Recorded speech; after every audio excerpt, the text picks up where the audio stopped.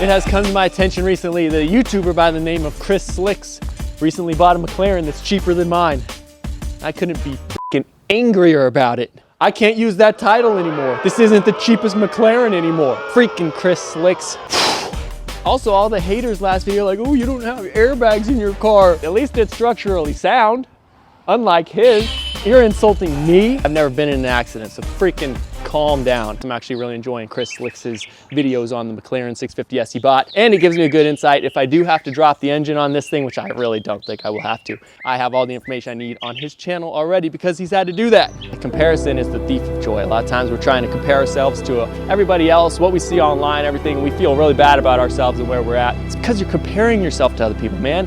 Fake lifestyles you see on your phone every day. That was pretty much this for me because I need to start working on this thing now. I have no idea where to start. All right, last video you guys saw me buttoning up a bunch of dumb things in the car in the meantime before we get to the engine. According to last video's comments, the elephant in the room is the smoke the car is producing, as if I've never addressed that before. It's like 99% certainty it's overfilled oil. I haven't even driven this car since it started smoking, like enough to clear out any of the overfilled oil. That's what I'm assuming it is, and hopefully we can get that figured out today. Let's get a checklist going, what we need to do. So we're gonna start off by installing underglow on the car. All right, I'm just gonna use this window for our checklist here. Incredible artwork. I don't even know what the McLaren logo actually looks like. Okay, so first what we're gonna look at, passenger door not getting power. And then we need to address oil flush and check filter. Check oil pressure and switch. As far as the oil pressure warning that we're getting on the screen when we start the car fires up and runs perfectly normal. There's not even a check engine light on this thing. So the smoke is probably overfilled oil, and the oil pressure warning that we're getting on the display is either a faulty switch or we're not making quite enough oil pressure. So both of which we're gonna check today. I almost forgot, we do also have a problem with the fuel door not opening. Besides that, I guess I'll add to the list, install, trim, ect. The last piece of body work I forgot to add is adjusting the hood. We still have to adjust that to make it fit to the car correctly, so adjust hood. Let's get to it. All right, first of all, let's get this door figured out. Has no power, can't roll up the window, none of the controls, climate control doesn't work, door releases don't work. It's throwing codes, we gotta get those figured out. I guess I'll check fuses first. It used to work fine, and all of a sudden one day I noticed like, oh, the door panel's not working. You know, I think I'm just gonna check every fuse while I'm in here. Got a nice multimeter here that tests continuity. You can hear when I touch them together, creates a beep. Put it in this little pocket here, how about that?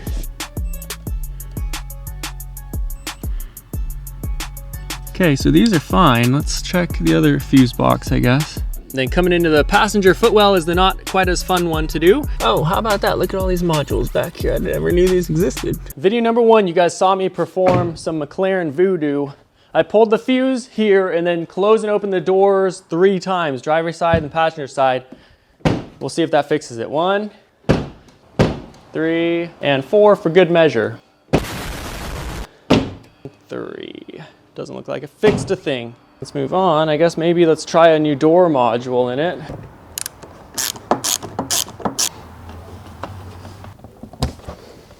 All right, new door module. New as in used. Let's see if it'll work though.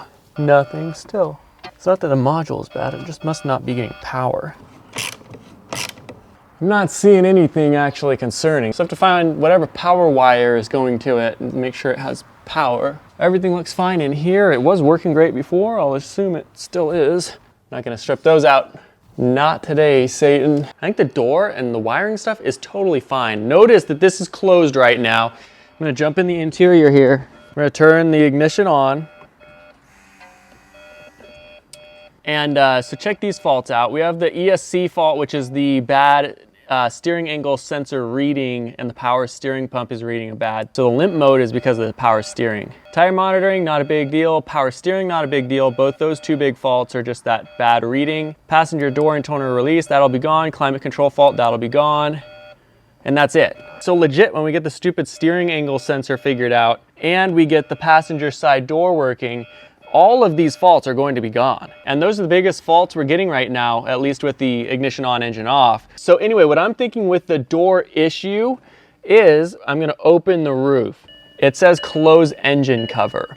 And at one point it even said, start engine to operate roof. I am currently now under the impression that we just need to get this thing running, and it needs to just do its whole system check when it's on the road and running normally. And I think all the power and all the electronics will come back as we actually start driving this thing, because they were legit working a couple months ago when this thing was going to paint. So I think it's just been sitting too long. That's the hope, at least. I feel like a lot of us guys kind of just get caught up in our own, work lives. And I think a lot of times we accidentally take for granted the safety and the health of our loved ones. For that reason, I'm finally installing a dash camera in my wife's car. She takes the kids in it and everything all the time. And I'm not gonna install just any old dash camera. No. I'm gonna be installing a 360-degree dash camera. So let me show you the Vantrue E360 Panoramic View dash camera, the first 360-degree dash camera on the market. It continuously records a 360 seamless panoramic view so you can be sure no blind spots are missed. I'm gonna get this thing installed. Owner's manual, the camera. Not only that, but it also has a handheld mode. In the box, there was a tripod, so naturally I couldn't help myself, but The E360 comes with everything you need to get set up and start filming, from a tripod for handheld recording to car mounts for installing it as a dash camera. Installation is simple, just stick it to the windshield where you'd like it, run the wire along the panel to conceal it, and plug it into your car. The kit also includes a rear camera as well to ensure you have full coverage of your vehicle at any time. Not only does the camera power on when you turn your car on and drive, it also has active parking monitoring to capture door dingers and anyone who touches your vehicle. The video quality is actually surprisingly good for how much data this thing records at any moment.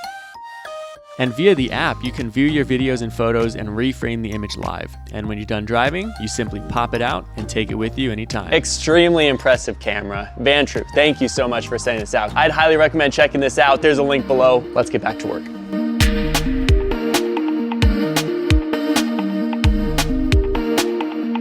Got a f***ing oil leak. Don't know where it'd be coming from. It's like sticky. Looks like oil to me.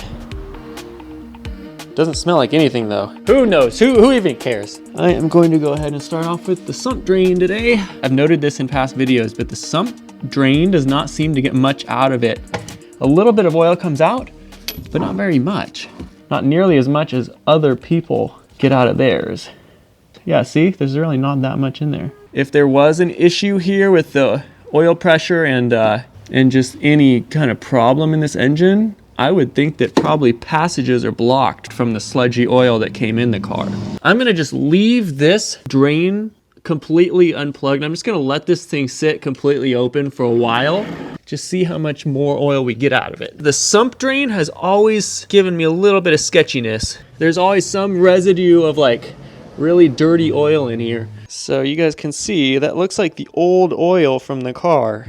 All you conspiracy theorists that think the head gasket's bad, look at that. Perfectly fresh oil. Beautiful. Let's see how much we actually do get out. I put 5 quarts in last time, so we'll see if we get anywhere close to that. It just, I don't know, something is just off, man. Just, there's something that I can't put my finger on. We're obviously getting oil to the filter. Lots of it too. I can't imagine we're actually getting a low oil pressure. Yeah, see, turbos, everything's full of oil, as it should be. It's obviously getting lubrication where it needs to. It's got it at the oil filter, it's got it in the turbos. Oh, freaking seriously. Let's just let that freaking drain for hours. Not getting anything else out of it. At least what I want to verify tonight is just how many quarts of oil we actually get back out. Of course, we spilled a little bit on the floor, so I'll give it a little bit of a tolerance when we get the final count. I don't have like a 5-quart jug that's empty right now, so I'm gonna go quart by quart. Pretty thick looking residue in this cup. Very much looking like the sludginess from the original oil. It looks like normal oil though, which is good.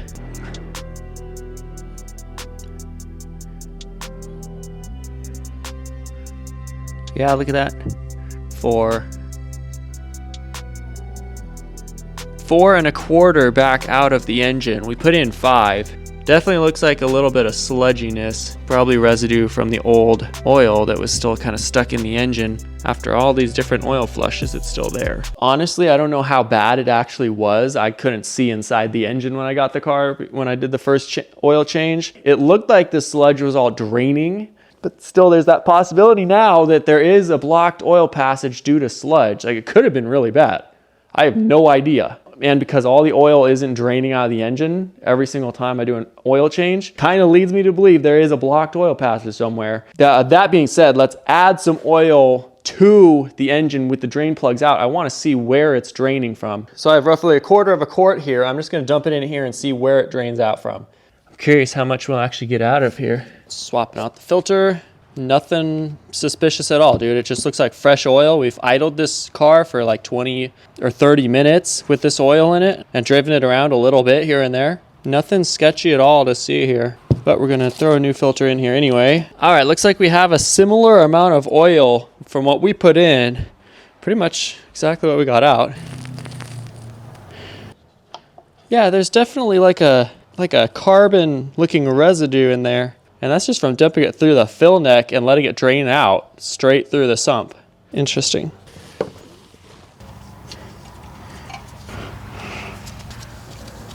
The procedure on these cars is you start with 6 quarts of oil, and then you go up by 1/2 quarts and 1/4 quarts from there as you check it inside the car. I put only 5 quarts in last time because I suspected there was oil that was getting stuck in the engine because I wasn't getting as much out as I put in. So I intentionally put 1 quart less than what I thought it needed to start. But now we got almost the same amount out as we put in.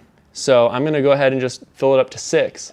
And then start from there. There may be a chance that I was just overthinking this entire thing and creating more problems than it needed. I do have a tendency to do that, which is why when I can't figure something out, I just rely on professionals, even though it's a simple problem that I was just way overthinking. So that's one thing I'm working on, is just remembering just to go back to the basics, and even the professionals just follow a step-by-step procedure type of thing. Like you start with the most obvious stuff and work your way up from there. So I'm kind of mentally right now just going back to the basics with this thing. Like maybe I just wasn't putting enough oil in it now, and that's why I'm getting a low oil pressure at the top end of the engine, even though oil is being pushed through the filter and it seems everywhere else in the engine. So the chain spins the oil shaft here. An easy way to check if the oil pump is broken internally is by trying to spin this. And if it spins freely, then you know it's broken. It definitely does not spin freely. There is a little bit of play in it, but nothing that says catastrophic failure, at least. Just wanted to note that for some of you guys who mentioned that.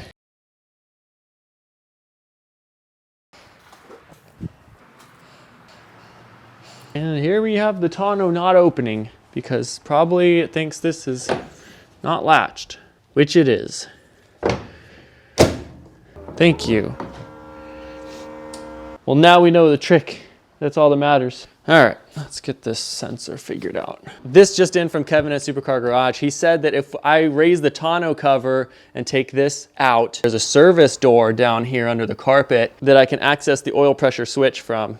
Wow, there actually is a service port under here? What the heck? You freaking just now tell me that, Kevin? Come on, man. After all the hard work I went through, now you tell me? Okay, I'm just assuming you just pull the whole freaking thing out and vacuum it just right now, actually. That made it way easier. I never thought I'd see the day that McLaren actually designed something into this car that made it more convenient to work on. But yeah, I wish I knew about this service cover a while back. I did have a couple stripped out rib nuts from the previous technician accessing it, which took a while to get out safely, but it still would have made doing the spark plugs and ignition coils much easier since you can access the front 2 hardest to reach ones through here. Taking this out, I don't think actually will help us at all. I think we are indeed limited to this tiny little space. We get an entire sensor out from underneath all of this immovable hosing. Exactly what I was hoping.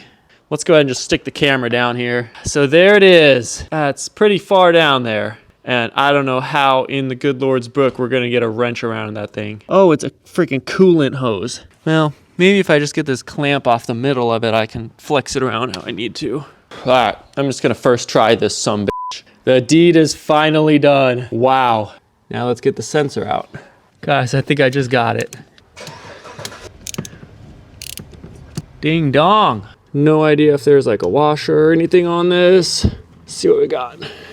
Smells like fresh oil. It's jobs like this that when you do it the first time, it's the most difficult thing to do. If I were to do this again, it would go a lot faster. That's just the way of life, I guess. I wonder if I can get my camera all the way in it.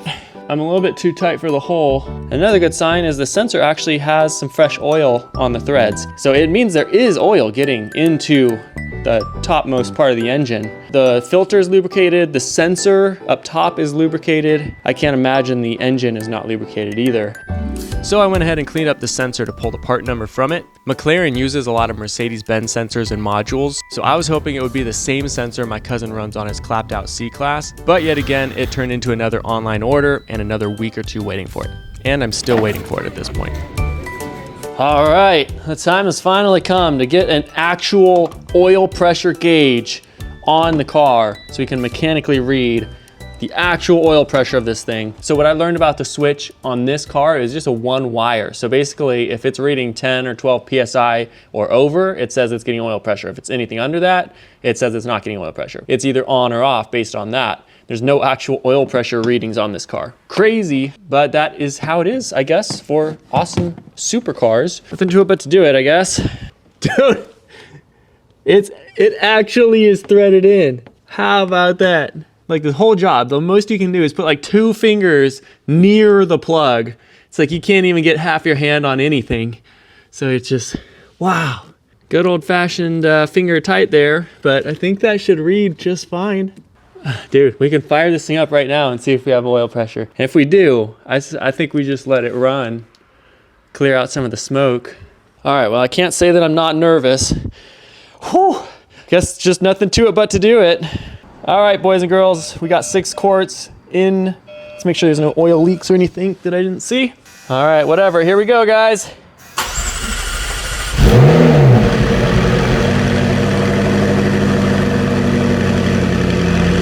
Let's go.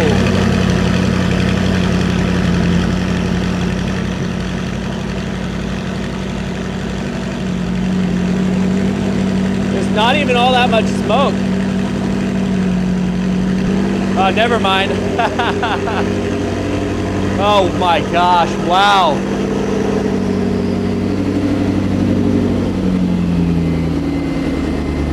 Yeah, it's really heavy out of the right side, but the engine sounds great, as usual. I'm just gonna let it run for a little bit.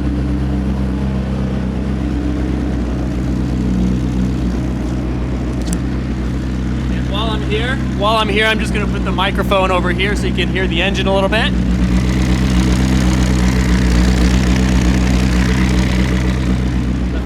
The fans are blowing.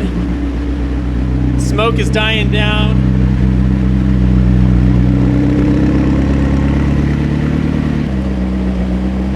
It is below what it should be. It's at 5 PSI.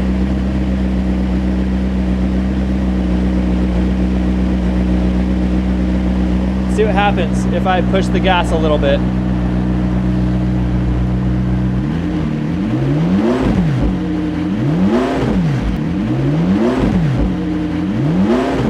Oil pressure does jump up a little bit. All right, I'm gonna shut it down. I don't know what would cause that. I'm not sure. Let me give Kevin a call maybe. The sensor I pulled out had some nice fresh oil on it, so I'm assuming it's getting lubricated how it needs to. When the oil pressure on most of the cars drops below about 10% or 10 PSI, if it's dropping that low, the car starts rattling and shaking because it's not getting enough oil pressure. So I just checked the oil pressure gauge and it had backed out a little bit. So I think we're getting some losses through the actual connection. And the car runs great, so I'm not too worried about it. Let's fire it up again, let some smoke clear out. Let's actually let this thing warm up all the way, and I'll make sure the connections are tight, and we'll check it again. Here goes nothing.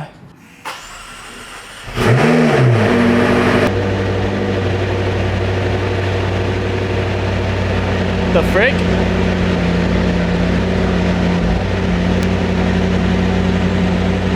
What?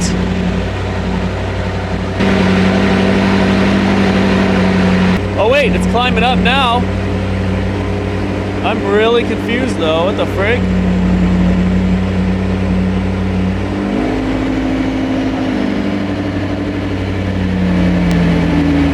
Yeah, I'm really confused, what the heck?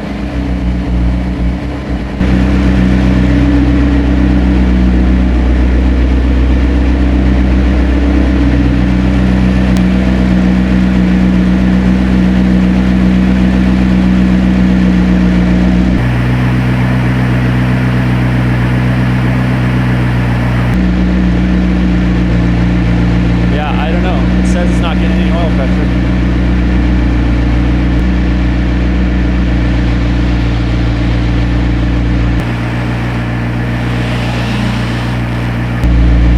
Getting a check engine light. Again, a little sketched out now, but I'm gonna see if I can check the oil level. Conditions not apply throttle. It is the first time I've ever checked the oil.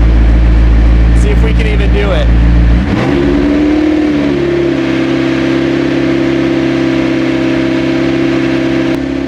It's not even doing it.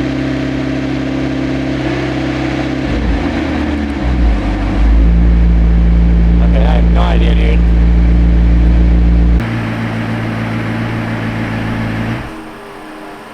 I guess I'm going to try a different pressure gauge. There's a chance this one's faulty. There's lots of oil on the threads, so I don't know. Yeah, obviously it's getting lubricated. We're gonna get another gauge. I think this one from Harbor Freight just not pulling its weight on this project. I got an exact replacement for the exact same unit. So hopefully this is a working model. We have a new gauge in it. Let's fire it up and see what happens.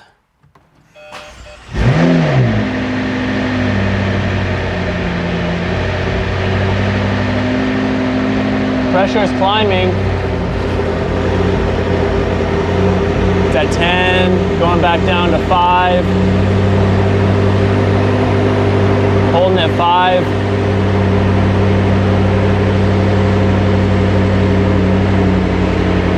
I think I just need to add more oil maybe.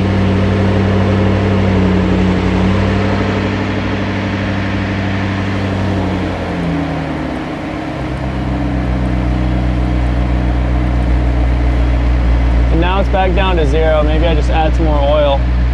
We actually got some oil pressure reading now that I added another quart. But yeah, that's very encouraging. We actually got, it probably went to about 20 PSI or something and then kind of slowly came back down. So maybe we're just a little bit low on oil still and it can't build like enough pressure. We'll get it figured out. But it seems like the whole system is kind of working as it should. So I'm not too concerned about it just yet. It still idles fine. A little bit rumbly here and there, but it's probably just because I haven't actually let it warm up like ever. But I probably will need to find an air temperature sensor. I don't know where. It's probably in the front. It probably did get ripped off during the accident and I haven't known about it yet. I haven't replaced it. That's why the fans are staying on. So I'll get that fixed as well. Next morning, see if we can just let this run up to temperature. I gotta leave in like 25 minutes, so let's make this quick if possible. Here we go.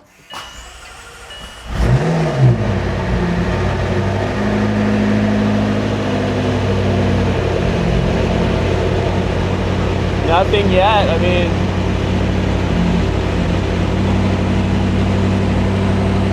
There we go, and now the oil pressure is starting to climb up a little bit.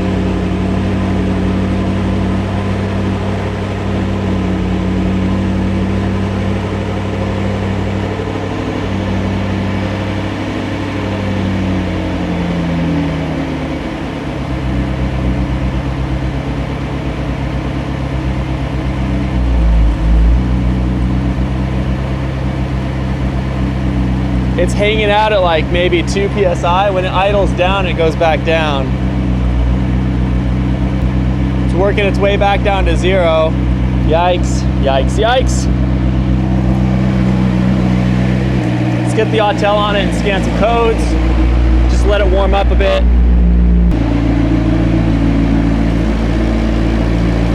I'm about to make a few little reactions that would confuse you unless I explain. After the car warmed up a bit, I started hearing crackly or like sizzly sounds coming from the exhaust. In this situation, of course, I immediately think worst case scenario just in case, but I began to kind of figure out it's probably oil trapped in the catalytic converters that's flying into the exhaust pipe and burning off when it touches the surface of the metal. That's what's creating that sizzly sound for a split second. And I mean, that's exactly what I actually want to be hearing, since a lot of the overfilled oil that needs to burn off is probably saturated in the catalytic converters right now. And this is just a sign that it's starting to work its way through.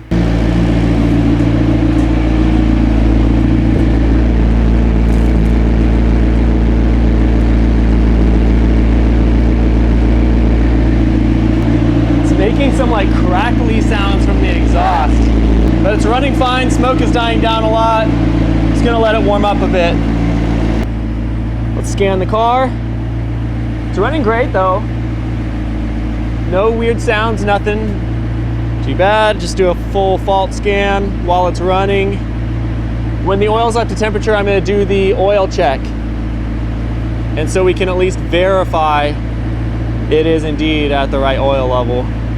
11 faults on the engine control module. Yeah, we're getting quite a few faults already.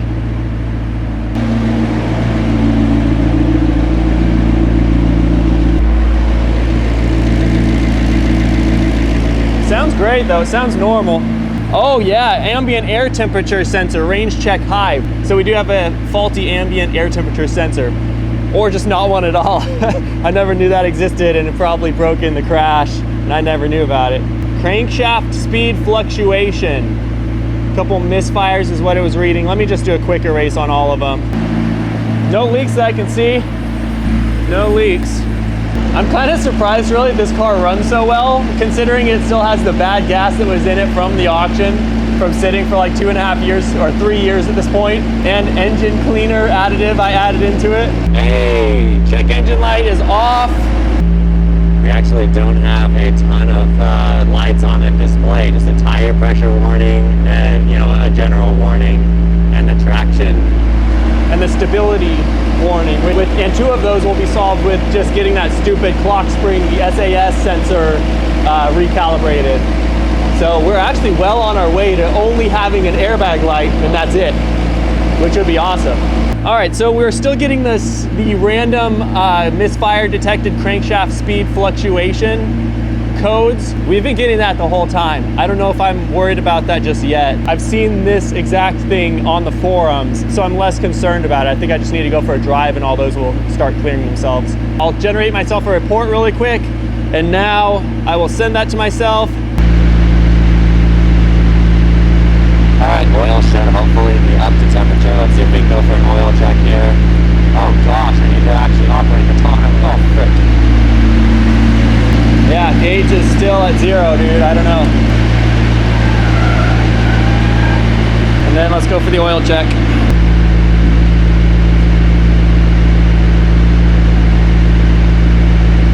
All right, I'm nervous, but let's just do it.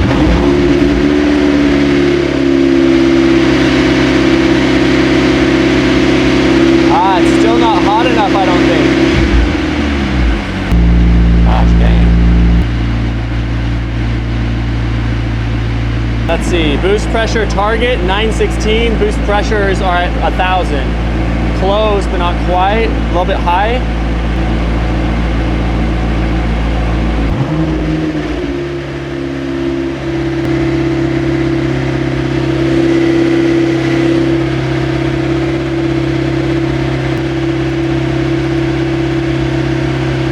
Yeah, it's still saying, oh gosh.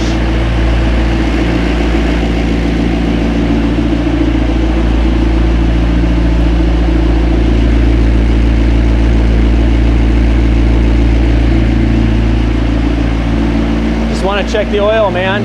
Still sounds the same though.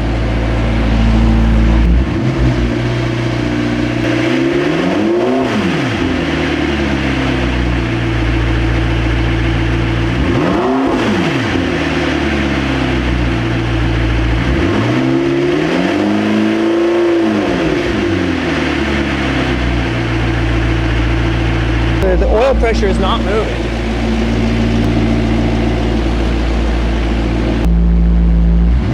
Oh, hey, the oil is now reading on here. It says it's cold. So that's good. You can see there's no check engine light currently on over here, but it's idling great. It sounds normal. I just don't understand why we're not getting any oil pressure on the mechanical gauge. It feels like we should. I know the engine's getting lubricated. I'm just like, I'm just really worried right now.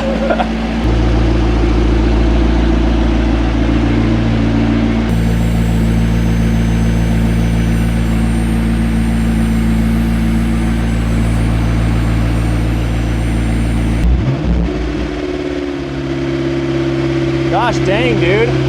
What does it have to be at? Just gonna let it keep running. Everything looks fine, no leaks at all. Sounds fine. Oil is now getting up to temperature. Yeah, we're getting there. Oh man.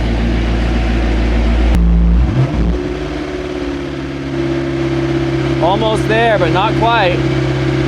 Gotta leave in like 2 minutes, hurry up.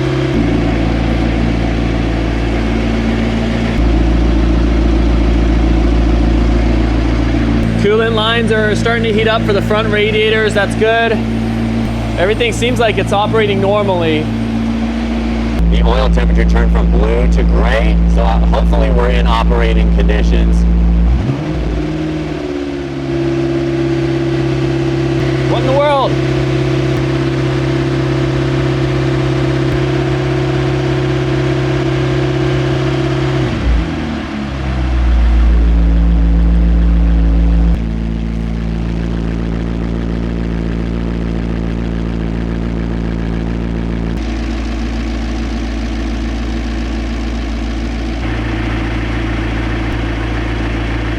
Come on.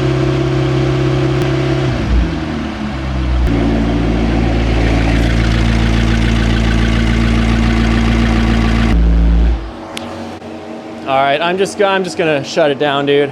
It feels like it should be running completely fine. I just don't want to all of a sudden hear a bad noise. I think it's not getting it up to temperature because these fans are freaking running this entire time. All right, there's a lot to unpack here. So you guys kind of just saw what happened. We started it up the first time when I freshly filled the oil up, and there was 6 quarts in the sump. It got great oil pressure from the start. And then I feel like as it worked into the engine and drained the sump out a little bit, the pressure went down.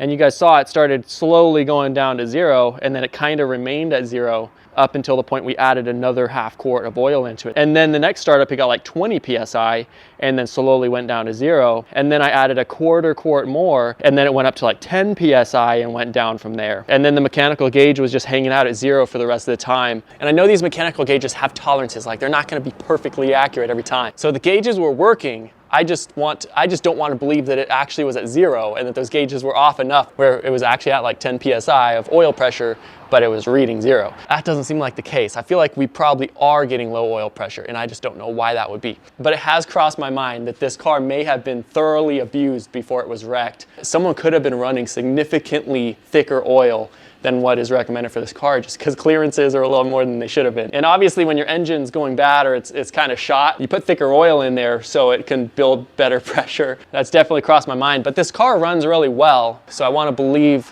there's no like catastrophic engine damage at this point. And the freaking radiator fans are blowing at high speed non-stop. Freaking car can't even warm itself up within like 45 minutes that I was running it. It should have been at operating temperature for like 7 to 10 minutes of running. And so while I would like to have more content in this video for you guys, I also realize I can't be posting like once a month or once every 2 months. Especially for this video, I need to get it up, get your guys' thoughts, get some professional opinions on this before I blow the motor up myself.